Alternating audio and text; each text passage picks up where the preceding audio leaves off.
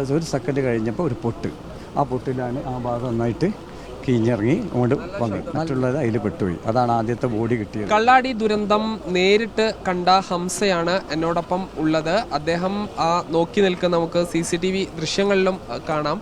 ഇന്നലെ ഇപ്പോൾ നിങ്ങൾ എന്തെങ്കിലും ശബ്ദം കേട്ടാണോ ഇവിടെ വന്നത്? കേട്ടാണ്. അല്ലല്ല, ഞാനിവിടുന്ന് ചൂരന്മലയ്ക്ക് പോകാൻ വേണ്ടി ബസ് കാത്തിരിക്കുക.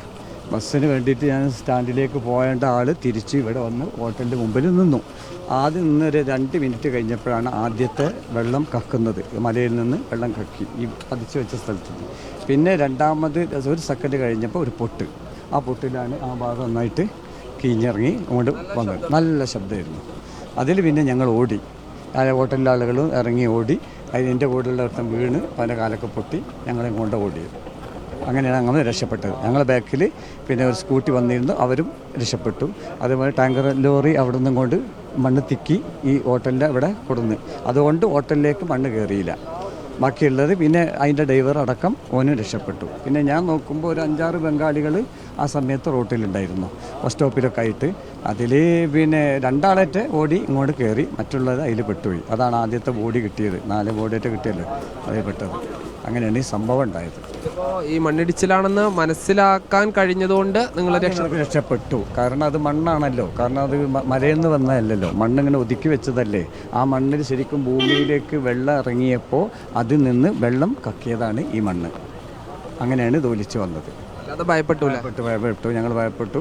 ഞങ്ങൾ ഓടിയതൊക്കെ മൊത്തത്തിൽ വരും എന്നാണ് ഞാൻ വിശ്വസിച്ചത്. കാരണം ആ കാണുന്ന മണ്ണുകൾ കംപ്ലീറ്റും ചിലപ്പോൾ ഒന്നായിട്ട് വന്നിട്ടുണ്ടെങ്കിൽ ഇവിടെയൊക്കെ ബ്ലോക്കാവുകയും ചെയ്യും.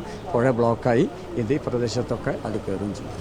ഇതിപ്പോൾ ഈ ആ ലോറിയും വന്നു, പിന്നെ പാൽരാജിൻ്റെ ഭാര്യയൊക്കെ, പിന്നെ ഇവരെയൊക്കെ ഈ ഹോസ്പിറ്റലിലേക്ക് എത്തിക്കാനും ബാക്കി സംവിധാനങ്ങളൊക്കെ ആ സമയത്ത് ഉള്ള ആളുകളൊക്കെ സംവിധാനങ്ങൾ വേഗം ചെയ്തു.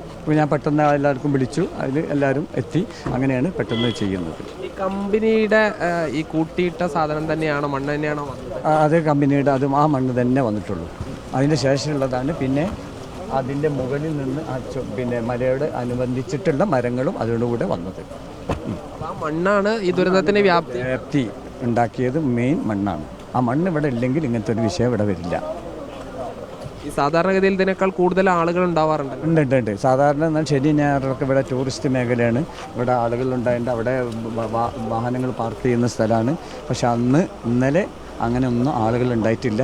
ഒരാളും പിന്നെ വിദേശികളായിട്ട് വന്ന ഒരാളും അതിൽ പെട്ടിട്ടുള്ള, ഇവിടെയുള്ള ആളുകളും പെട്ടിട്ടില്ല. ഈ ബംഗാളികളല്ലാതെ, ഈ ജോലിക്കാരല്ലാതെ വേറെ ആരും അതിൽ പെട്ടിട്ടില്ല.